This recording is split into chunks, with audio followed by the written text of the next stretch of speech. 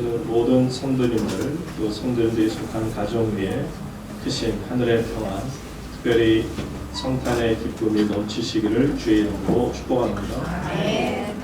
이 시간 성육신이라는 제목으로 하나님의 말씀을 배워내 드립니다. 기쁨으로 가득 찬 성탄절이 돌아왔습니다. 성탄절은 아기 예수님의 탄생을 축하하는 복된 시간이기도 합니다. 사도 요한은 이 성탄에 대해서 이 땅에 예수님께서 탄생하심을 이렇게 표현한 바 있습니다. 요한복음 1장 4절 말씀을 우리 다 같이 함께 읽겠습니다. 시작. 말씀이 육신이 되어 우리 가운데 거하시매 우리가 그의 영광을 보니 아버지의 독생자의 영광이요 은혜와 진리라 충만하더라. 여기 보시면 말씀이 뭐가 됐다고요? 육신이 되었다. 말씀은 로고스, 곧 하나님을 뜻합니다. 정확하게 표현하면 하나님께서 사람이 되셨다라고 이렇게 표현하고 있음을 보게 되죠. 예수님께서 인간의 몸을, 육체를 입고 인간의 문화 속으로 들어오신 이 사건을 가리켜서 성육신, 성육신이라는 것은 여러분들이 보통 성하면 성자, 성부, 성하면 거룩함을 생각하는데 이때 성은 거룩성이 아닙니다. 이때의 성은 이룰성입니다. 성육신이라고 하는 것은 거룩한 몸이라는 뜻이 아니고 온전히 육체를 이루었다. 그런 뜻으로 성육신, incarnation이라고 설명을 하고 있는 것입니다. 그러니까 하나님께서 육신이 되었다는 얘기는 높은 곳에 계셔야 될 분이 낮은 자리에 내려오신 것을 말씀합니다. 여러분 생각해 보세요. 하나님께서 여러분에게 갑자기 자 하늘나라로 올라와라 라고 하면 그 누구도 함부로 하나님 나라 올라갈 수가 없습니다. 그 이유는 하나님은 거룩하신 하나님이시고 하나님이 계신 것은 거룩하신 하나님 나라입니다. 여러분 아시지만 죄는요 거룩함 속에 갈 수가 없습니다. 거룩함 앞으로 나가면 죽게 마련입니다.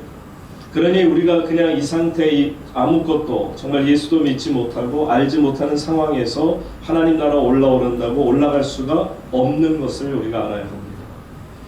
여러분 그래서 하나님께서 하늘의 자리를 버리시고 이 땅으로 내려오신 까닭입니다. 왜요?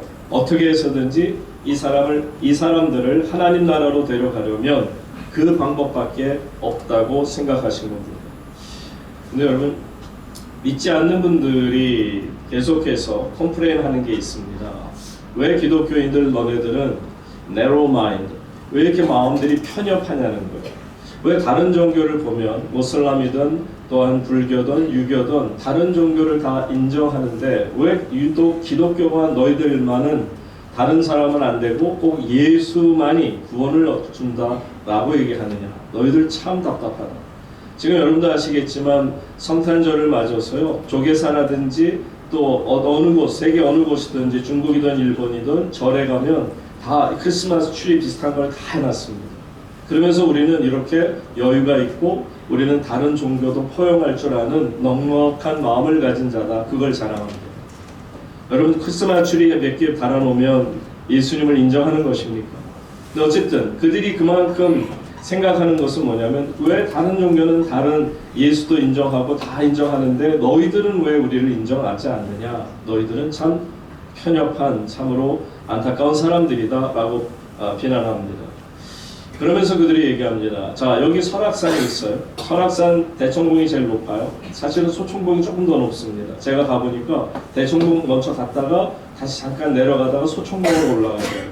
그러면서 소청봉이 사실은 설악산에서 가장 높은 곳이다라는 그때 제가 올라갔을 때 이야기를 들었습니다. 근데 여러분 생각해요. 이 대청봉이든 소청봉이든 이 가장 높은 이 설악산 꼭대기까지 올라가는 길은 얼마든지 있어요. 수십 군데가 지금도 수십 군데가 있어요. 그러면서 하는 얘기가 자 설악산 올라가는 길도 이렇게 수십 갈래의 길이 있는데 왜 유독 너희들 기독교인들은 꼭 백담사 쪽으로 올라갔다가 그래서 꼭대기에 대청봉 찍고 쌍곡 산장으로 내려오다가 설악동으로 내려와야만 그 길이 등산로라고 얘기하느냐.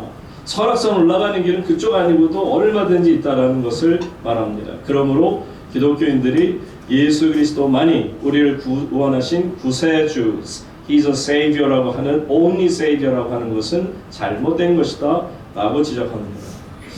자, 그러면 여러분 그 얘기를 듣고 고개를 끄덕일 수 있습니까? 그럴 수 없습니다.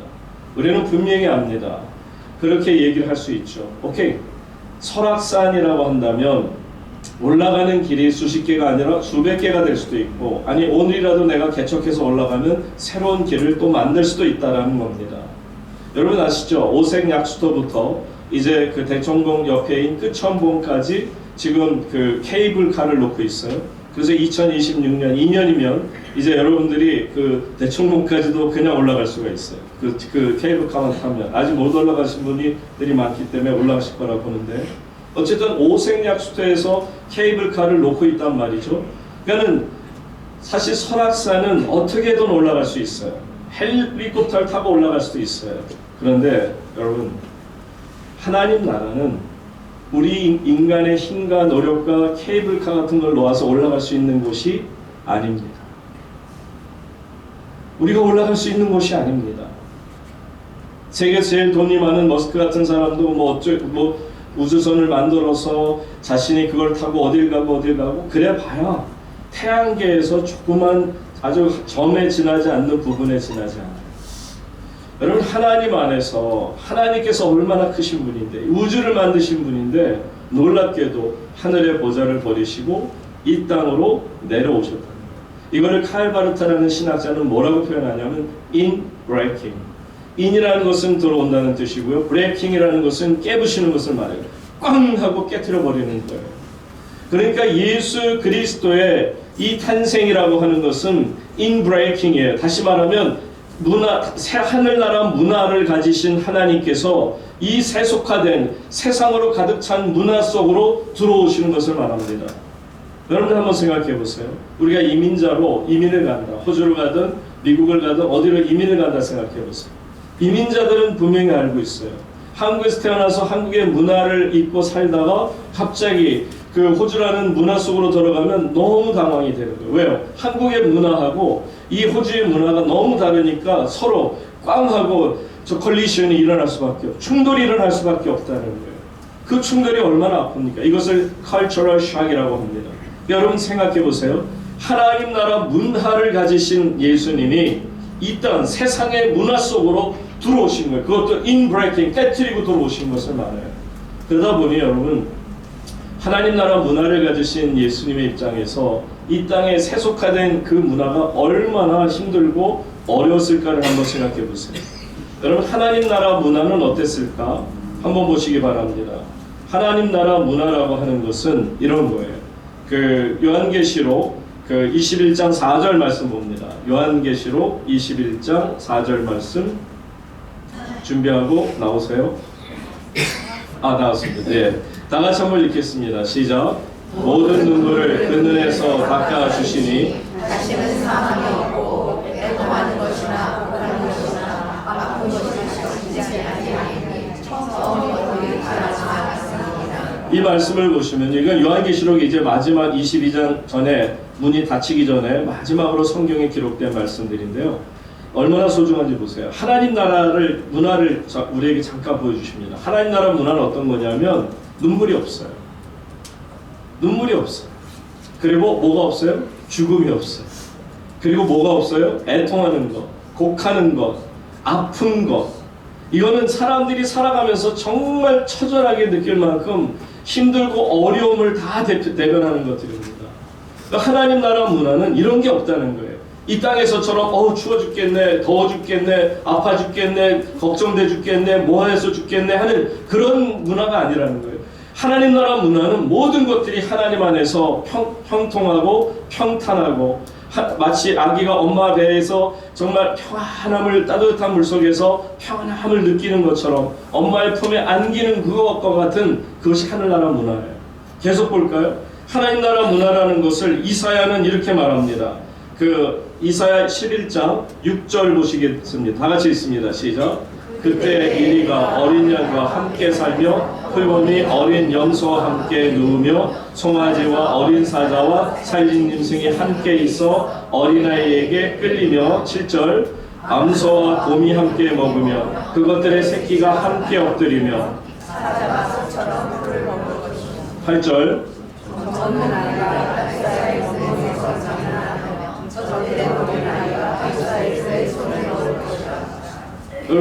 지금 읽다 보니까 한마디로 뭐예요? 다툼, 싸움이라는 거는 상상할 수가 없어요.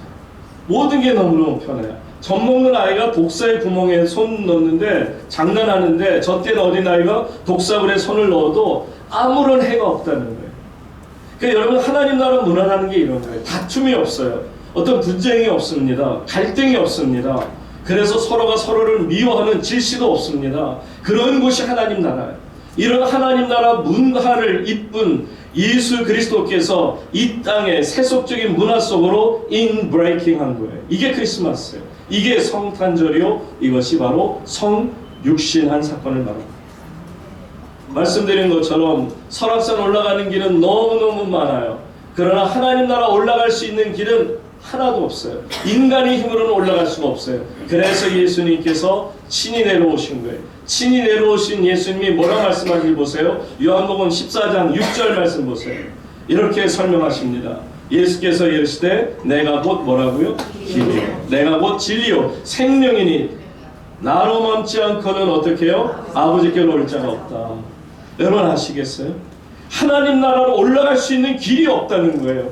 그런데 예수님 오셔서 I'm the way, 내가 곧 길이다. 그러니 나를 만면자 나를 통해서만이 아버지께로 하나님 나라로 갈 수 있다. 이것이 성육신하신 목적인 줄로 믿습니다. 그래서 성탄이 기쁜 거예요. 그래서 우리가 성탄절을 맞으면 감사와 감격이 넘치지 않을 수가 없는 겁니다. 성탄이란 곧 모든 인간이 쌓아놓은 죄의 벽을 깨뜨려 부시고 그 안으로 예수님이 하늘의 문화를 입고 이 땅에 들어오신 것을 우리에게 말씀하고 계십니다. 여러분 오늘 본문을 한번 들어가서 볼게요. 사도 바울은 그래서 이러한 것을 인브레이킹한 것, 하나님께서 인간의 몸을 입고 인간 세상으로 들어오신 것을 이렇게 설명합니다. 6절 나같이 읽습니다. 시작. 그는 근본 하나님의 본체시나 하나님 나라와 그는 근본 하나님의 본체시나 하나님과 동등됨을 취할 것을 여기지 않고 7절 계속 볼게요. 오히려 자기를 비워 종의 형체를 가지사 사람들과 같이 되셨다라고 말합니다. 여러분 그는 다시 6절 한번 가서 보세요. 그는 누굴 말합니까? 바로 이 땅에 인간의 몸을 입고 오신 성육신하신 예수 그리스도. 그분은 누구라? 근본 하나님의 본체시다. 하나님의 본체라는 게 뭐예요? 하나님과 동등하시다라는 것을 말씀합니다.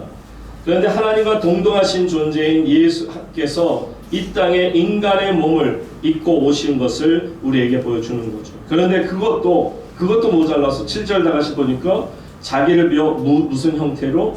종의 형체로. 그러니까 예수님께서 왕의 형체로 라든지 아니면 어떤 인간들의 지도자로 최고의 지도자로 오셨다면 그렇게 사람들과 같이 되셨다면 좋았을 텐데 종의 모습으로 오셨어요. 오히려 자기를 비워 종의 형체를 가졌다. 그러니까 예수님의 모습은 딱 보면 천대받기 좋은 그런 모습일 수 있다라는 겁니다. 여러분 그 예수 그리스도께서 2000년 전에 오셨을 때 어떻게 생기셨을지 아세요? 여러분들이 그 예수님을 본 적이 없잖아요. 저도 본 적이 없고 여러분도 본 적이 없으니 또 누가 보았다고 하는 사람이 여러분에게 얘기를 해준 적이 없으니 어떻게 생긴지 잘 모르죠.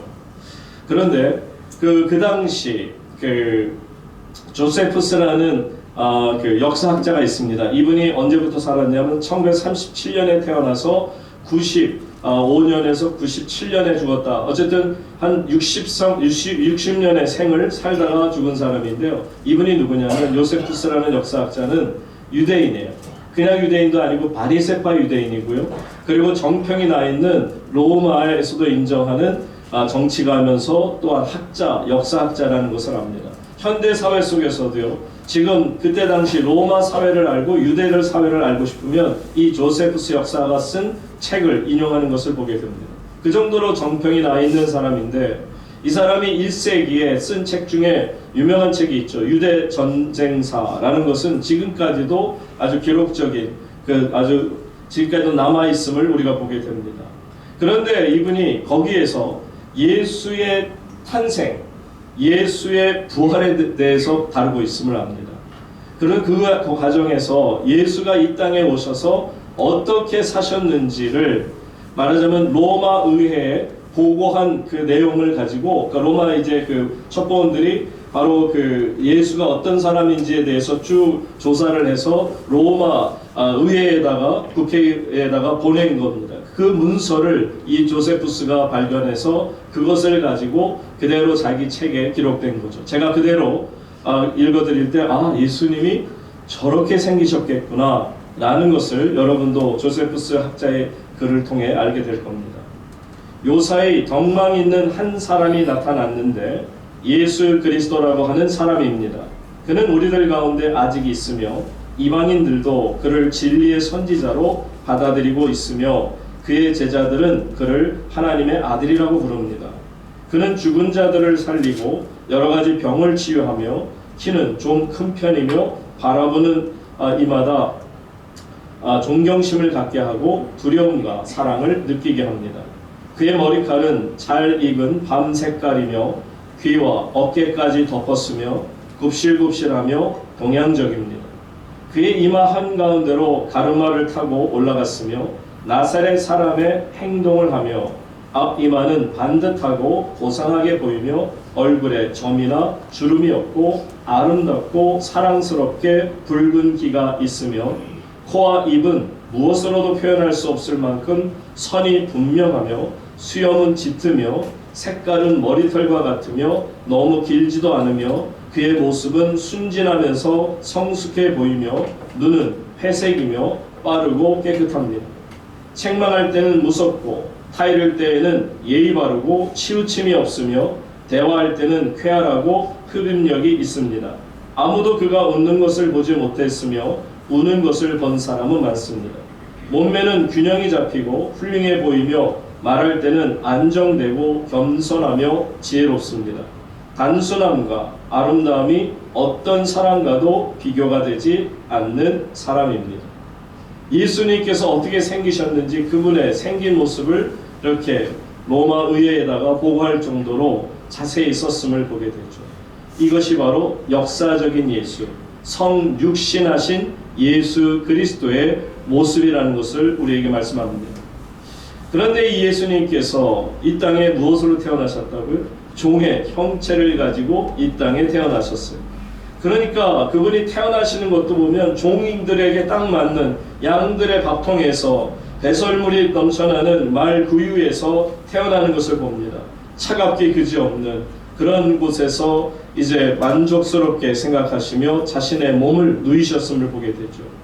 종의 모습으로 오셨기에 사람들은 그분을 그렇게 주목하려 하지 않았습니다.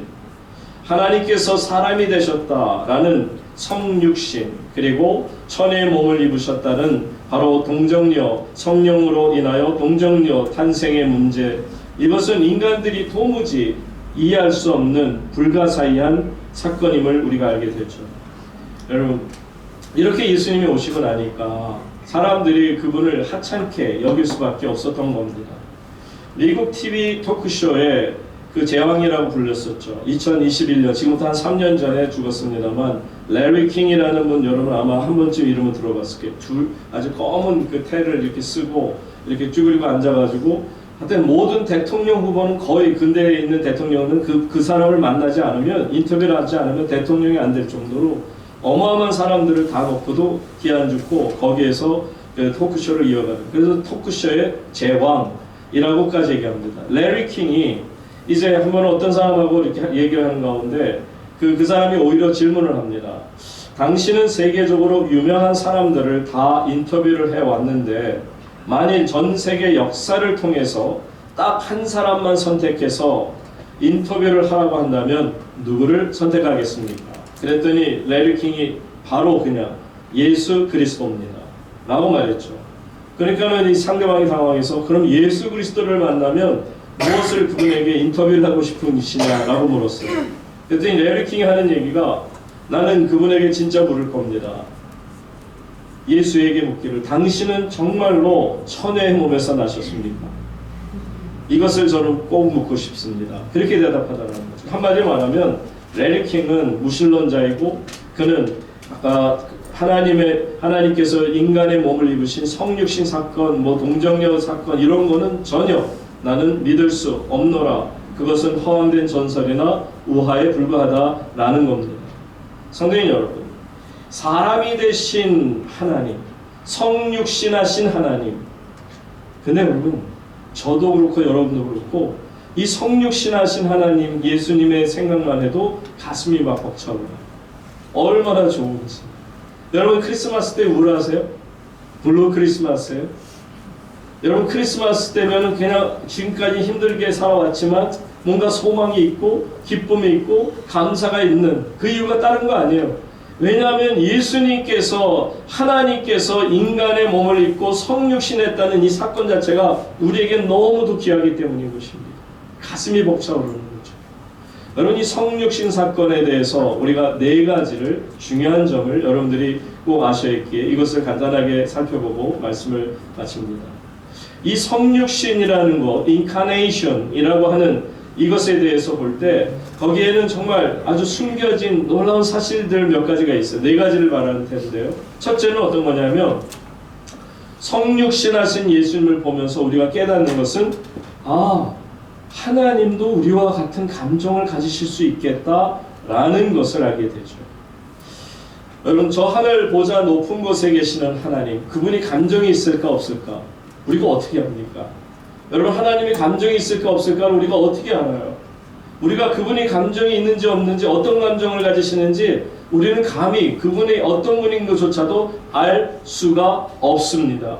그런데 예수님이 그랬죠. 나를 본 자는 아버지를 보았거늘. 그러니까 예수님의 모습을 통해서 우리가 보면 하나님 아버지를 볼 수가 있다는 거예요. 그러니까 예수님은 이 땅에 계시는 동안에 인간의 감정을, 우리와 똑같은 감정을 가지고 사셨습니다. 그래서 프린스턴 대학이나 웨스터민스터 신학교에서 교수로 유명한 신학자 워필드 박사가 그런 얘기를 합니다. 사람이 되신 예수님에게 우리가 찾을 수 있는 독특성 하나는 감정을 가지고 계시다라는 거예요. 여러분 하나님께서 우리와 같은 감정을 갖고 계시다는 걸 이제 어떻게 알았어요? 예수님을 보니까 예수님이 보여주신 그 인간의 감정이 결국 하나님의 모습일 수도 있겠다라는 것을 우리에게 보여준다는 거죠. 여러분 예수님 보세요. 연민의 정을 너무너무 느끼세요. 길을 가다가 불쌍한 사람 보면 그냥 지나칠 수가 없어요. 누군가 자기의 이름을 부르면 다가가지 않을 수가 없는 그런 애틋한 마음으로, 따뜻한 마음으로 그런 따뜻한 감정을 가지고 사셨음을 우리에게 보여줍니다. 목자 잃은 어린 양 같은 자들을 볼 때 막 방황하는 걸 보면 그분은 참지를 못해요. 목자를 잃어버린 양떼가 얼마나 정말 원드링합니까? 막 그냥 헤매고 다니는 걸 보지 못해서 가까이 다가와서 그들을 보호하시길 원하고요. 예수님께서는 보시는 것처럼 나사로가 죽었을 때 그 가족들이 얼마나 큰 슬픔에 있는 것을 보며 함께 눈물을 흘리셨음도 봅니다. 여러분 우리가 이 예수님의 모습이 아니고서 어떻게 하나님이 슬퍼하신다라는 상상조차 할 수 있겠어요? 하나님이 어떤 분이신데 그분이 어떤 감정으로 슬픔이라는 감정을 정말 갖고 계실까? 상상도 못하는 것인데 예수님을 보니까 슬퍼하세요. 우리가 어려움 당했을 때 가슴이 찢어지는 고통을 느끼세요. 우시는 장면만 3번이나 성경에서 기록되고 있습니다. 수가성 여인이 예수를 만나고 너무 기뻐서 물동이를 집어던지고 깡충깡충 뛰면서 수가성으로 다시 들어갈 때 예수님이 그 여인을 보면서 뭐라고 했을 것 같아요? 기분이 나빴을까요? 예수님도 뒤에서 보면서 아이쿠 참 잘됐다 너무너무 기뻐하시지 않았습니까? 오늘도 예배를 드리시는 여러분들을 보며 예수님이 어떤 감정을 가지실까요? 오늘도 기쁨으로 예배 드리는 여러분 모두를 주님께서 기뻐하신 줄로 믿으시기 바랍니다. 물론 이 기뻐하시는 것만 있는 게 아니에요. 때로는요 예수님께서 인간의 어떤 감정 중에 폭발하는 감정, 분노하는 감정이지 그것까지 보여주셨어요. 스스로 자기를 궤변하는 그냥 그 바리새인들 같은 사람, 앞과 뒤가 다른 이런 사람들을 향해서 어떻게 하셨어요? 분노하셨어요. 그냥 분노도 아니고 어떤 막 그 당시에 엄청난 욕에 지금으로 따져도 입에 담을 수 없는 어마무시한 욕을 하세요. 이 독사의 자식들아, 독사의 새끼들아, 그냥 막 욕을 하셨어요. 그 당시에 독사의 새끼들아는 가장 치욕스러운 욕입니다. 마귀 새끼의 아들이라는 얘기니까. 그러니까 그 정도로 예수님께서 화를 이 분노를 일으켰음을 봅니다. 그러니까 여러분 보세요. 하나님께서도 감정이 있으시다면 참 좋다. 왜요? 감정이라는 게 통해야 돼요. 감정이 통하는 사람끼리가 친한 거예요. 감정이 안 통해 보세요. 싫은 거예요. 여러분들 하나님과의 감정이 잘 통하시기를 축복합니다. 하나님이 나처럼 슬퍼하시고 나처럼 기뻐하시기도 하고 그래서 내가 잘못되면 나를 불쌍히 여기시는구나. 그 감정을 여러분 결코 잊지 마시기를 바랍니다. 이처럼 하나님께서 성육신하셔서 우리와 같은 감정을 가지신 모습을 보여주시죠. 두 번째로 성육신하신 것으로 또한 예수님께서 이 땅에 오셔서 육신을 입으셨으니 시험과 고통을 다 당하셔야만 했다라는 것을 보여줍니다. 여러분 예수님은 태어나시기 자체가 그냥 말 구에서도 태어나셨지만 그냥 성장하는 과정에서도 가난 그 자체였습니다. 참 어려운 경제 상황 속에서 그것도 마치 흥분의 집처럼 식구들이 왜 그렇게 먹여 살려야 될 맏아들로서 어머니를 비롯해서 동생들도 많은데 그 사람들 다 보살피는 일이 결코 쉬운 일이 아니었습니다. 끼니 때마다 걱정을 해야 되는 그런 척박한 상황에서 살아가셨습니다. 그리고 공생애를 시작하며 복음을 전할 때도 마찬가지. 배고픔이 일수였어요. 먹지 못해서 어려운 상황에 빠지는 게 일수였습니다. 이처럼 가난과 배고픔을 겪으신 예수님, 그래서 성경에서도 그렇고 예수님께서는 가난한 자들을 불쌍히 여기길 원하십니다. 왜냐하면 정말 가난해서 먹을 것이 없어, 정말 내 입에 들어갈 것이 없어 배고픔 속에서 눈물을 흘리는 이들을 예수님은 결코 그냥 지나칠 수 없어요. 왜요? 본인 자신이 배고픔과 가난과 어려움을 친히 몸소 겪으셨기 때문입니다. 1957년에요. 존 하워드 그리핀이라는 백인 사회학자가 백인인데 이 사람이 이 흑인들의 사회를 연구하다가 흑인들이 과연 1957년 당시니까 굉장히 인종차별이 지금도 미국은 인종차별이 심합니다만 그 당시는 더 심했죠. 그럴 때 백인 흑인들이 얼마나 고생하는가를 사회학적으로 연구하기 위해서 자신이 친히 흑인으로 분장을 합니다. 그러면서 피부가 검게 되는 약도 먹었다고 그러고요. 햇빛에 일부러 태워서 검게도 하고 약을 바르기도 하고 별 짓을 다 하다가 나중에는 그냥 어쨌든 모습이 흑인 비슷하게 자신을 만들어 가지고요. 그리고서는 생활을 하는데 백인으로 있을 때 겪은 거하고는 상상할 수 없는 멸시와 고통을 받았다고 하는 겁니다. 승차 거부를 당하기 일쑤고요. 어떤 식당에는 들어오지 못하도록 거부당하기 일쑤고 또 호텔에서도 숙박을 거절당하고 쫓겨나기도 일쑤입니다. 그러니까 이 고난과 멸시를 겪은 이 교수가 그리핀이라는 교수가 나중에 이 사회학적인 책을 씁니다. Black like me.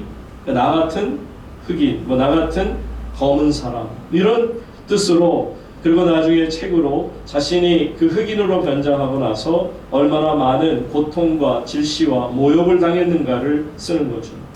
여러분 예수님께서 이 땅에 인간의 몸을 입고 오셔서 정말 너무나도 많은 고통과 어려움 속에서 하루하루 삶을 사셨습니다. 이사야 선지자는 이렇게 예언한 바가 있죠. 이사야 53장 3절로 5절에 보시게 되면 성육신하신 하나님 예수님께서 어떤 고통을 당하는지 보세요. 그는 멸시를 받아 사람들에게 버림받았으며 간고를 많이 겪었으며 질고를 아는 자라 마치 사람들이 그에게서 얼굴을 가리는 것 같이 어떻게 했어요? 멸시를 당하였고 우리도 그를 귀히 여기지 아니하였도다. 그는 실로 우리의 질고를 지고 우리의 슬픔을 당하였거늘 우리는 생각하기를 그는 징벌을 받아 하나님께 맞으며 고난을 당한다 하였노라. 다 같이 읽습니다. 그가 죄인은 우리의 허물 때문이요 그가 사망한 우리의 죄악 때문이라.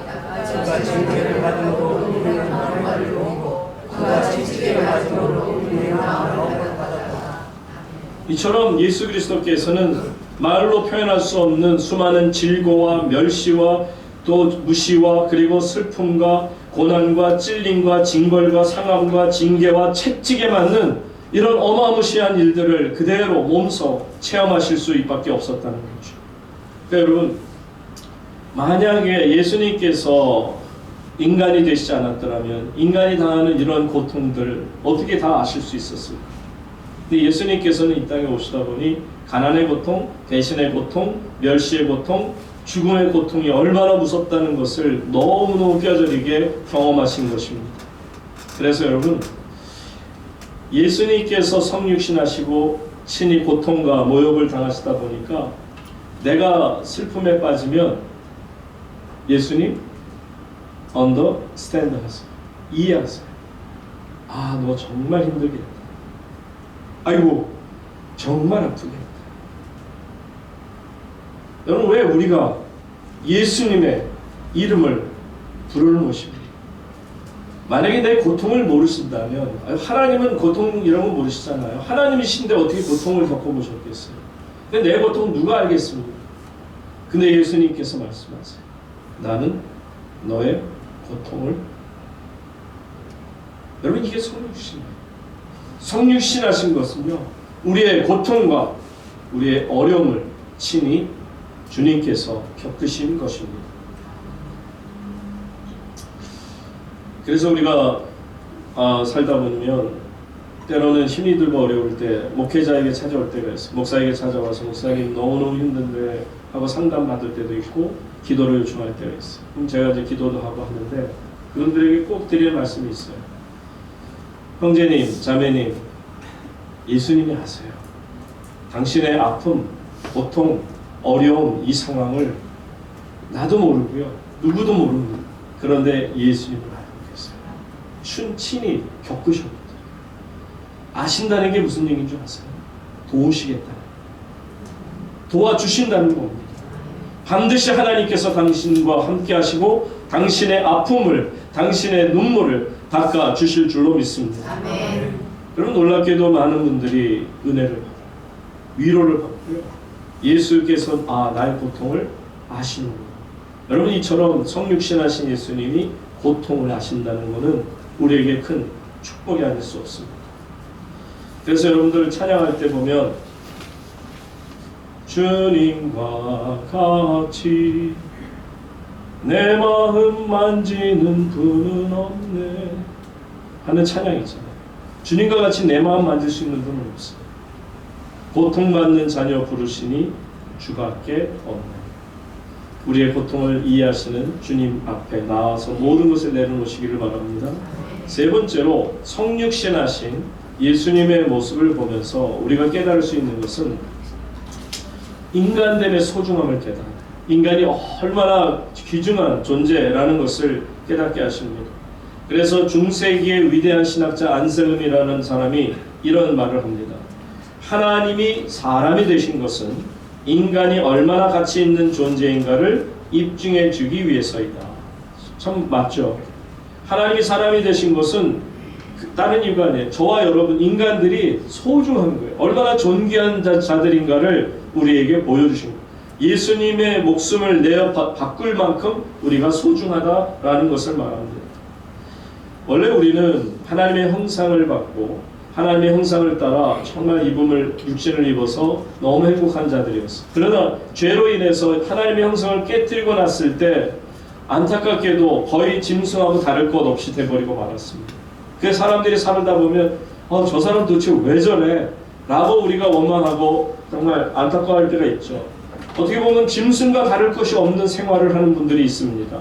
전혀 자신만을 알 뿐 다른 사람을 조금도 배려하지 않는 사람들을 볼 때가 있어요. 날마다 먹고 마시고 배설하고 그리고서는 암수 짝을 지어서 후손을 남기는 일은 동물들도 합니다. 우리가 그저 얄팍한 영성과 그리고 도덕성을 빼버리면 짐승들하고 다를 게 전혀 없어요.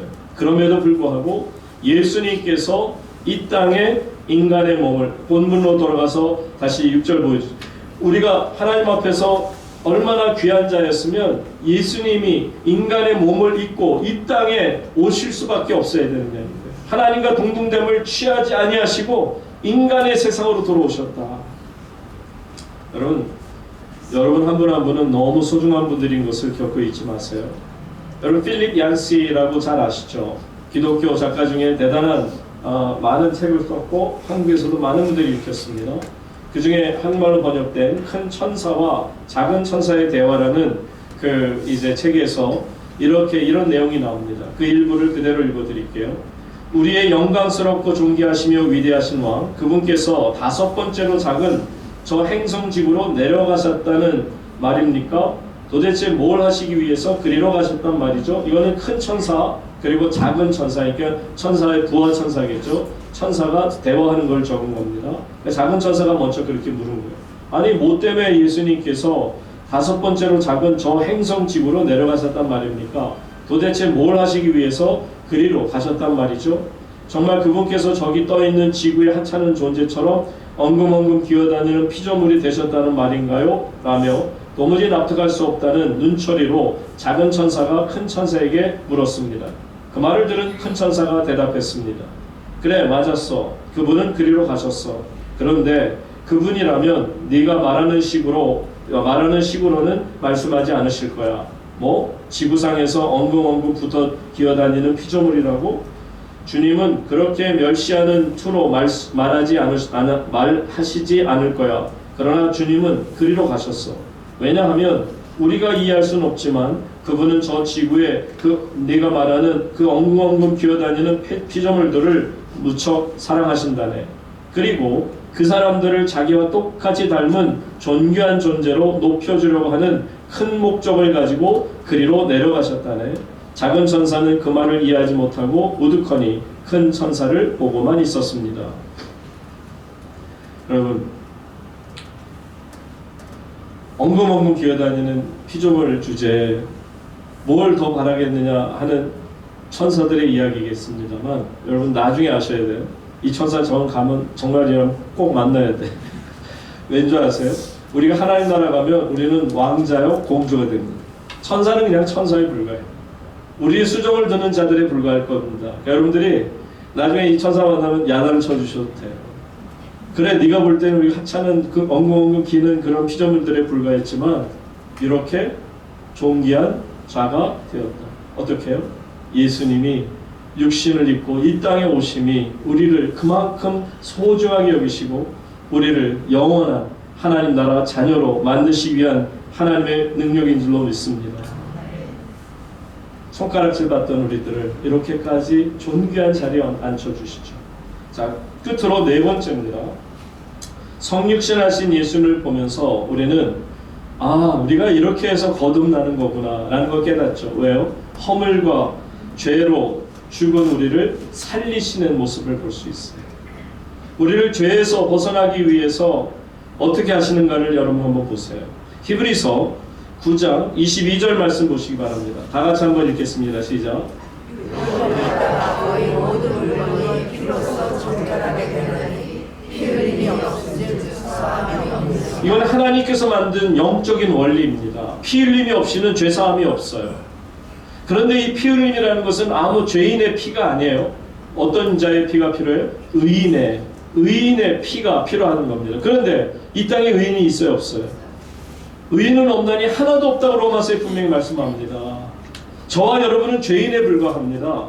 그러니까 그 누구도 하나님 나라 갈 수가 없어요. 그런데 예수님께서 이 땅에 내려오셔서 나로 맘지 않고는 아버지께로 갈 자가 없다. 내가 길이다. 그러면서 나로 하여금 하나님께로 올려주시니까 가능한 거죠. 그러니까 결국 의인의 피라고 하는 것은 누구의 피? 예수 그리스도의 보혈인 것을 믿습니다. 인간이 풀 수 없는 가장 이 지구상에 있는 인류의 난제였어요. 어떻게 하면 죄사함을 받을까? 어떻게 하면 우리가 정말 저 하나님 나라까지 올라갈 수 있는 건가? 도무지 갈 수가 없는 그곳인데, 근데 예수님이 8절 다 같이 본문 8절 말씀 보겠습니다. 8절 말씀이 오늘 좀 많아서 좀 힘드실 것 같아요. 다 같이 읽겠습니다. 시작. 사람의 모양으로 여기까지 하셨으니 곧 십자가에 사람이 되신 하나님, 성육신하신 하나님이 자기를 낮추시고 죽기까지 복종하는데 어디에 죽음이라? 그러니까 여러분, 예수 그리스도의 십자가가 있기에 크리스마스가 기쁘고 감사가 넘치는 거예요. 만약에 십자가의 죽음이 없다면 우리가 이처럼 하나님 안에서 시간을 들여서 주님 앞에 나올 이유도 없고 하나님 앞에 성탄의 예배를 드릴 이유도 없는 겁니다. 기쁠 이유도 없는 거죠. 왜요? 그냥 예수님 태어나셨다가 잠깐 불쌍한 사람들 돕고 병 고치고 그러고서는 그냥 나이가 들어서 죽었다? 저하고 무슨 상관이 있습니까? 그 당시 예수님 만난 사람은 병 고침 받았으니까 기분이 좋을런지 모르지만, 근데 여러분, 예수님께서 이 땅에 오신 목적이 뭐라고요? 십자가에 죽으심. 그러니까 성탄은요, 길목이에요. 예수님이 이 땅으로 내려오셔서 베들레헴에서 태어나시는 순간에 이제 그곳에서 어디까지 걸어가세요? 십자가 골고다 언덕까지 걸어가시는 그 과정을 보는 거죠. 그 과정 속에 베들레헴이라는 것은 기쁨과 감사로 가득 찬 곳이 되는 겁니다. 왜요? 십자가에 죽으실 예수님이 이 땅에 태어나셨다는 것.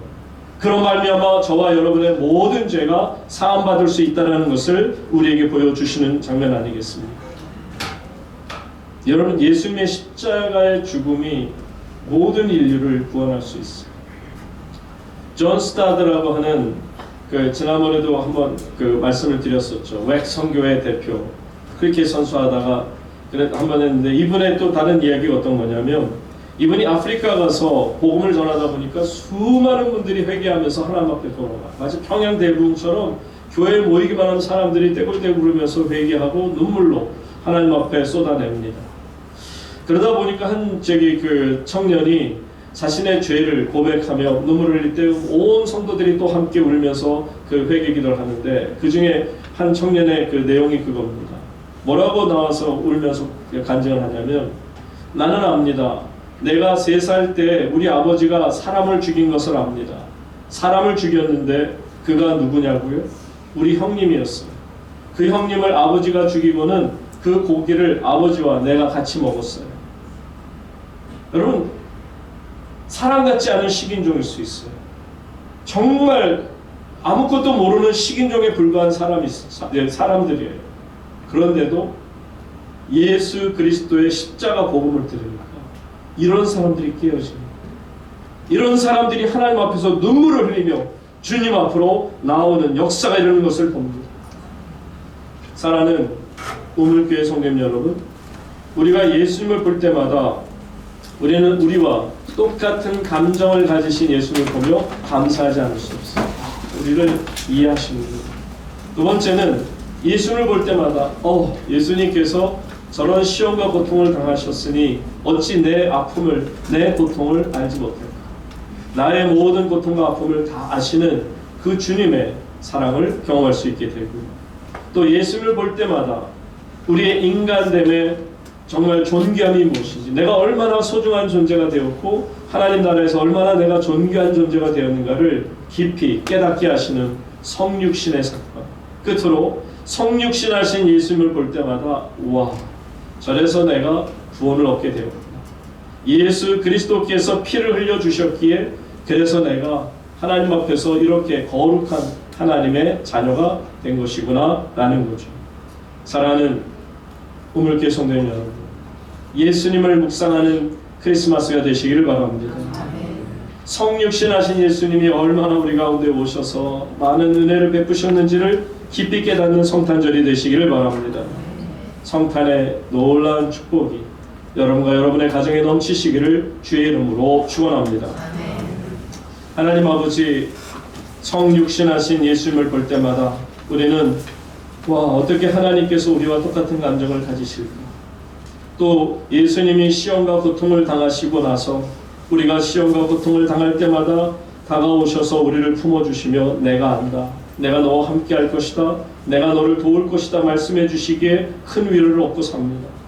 성육신하신 예수님을 볼 때마다 내가 얼마나 귀한 자라는 것을 깊이 깨닫습니다. 얼마나 나를 사랑하시는지, 자신의 목숨을 바치기까지 사랑하셨음을 깨닫고, 예수님 성육신하신 것을 볼 때마다 바로 십자가의 죽음으로 향하여 허물과 죄로 죽은 우리를 살려주시는 은혜를 깨닫습니다. 이 은혜 감사하고 감사하게 하시고 믿으면 믿을수록 가슴이 벅차오르게 하시고 예수 그리스도의 이름을 부를 때마다 나의 전 인격이 가만히 있지 못하고 흥분할 수 있는 은혜를 부어 주시옵소서. 예수님 거룩하신 이름으로 기도하옵나이다. 아멘.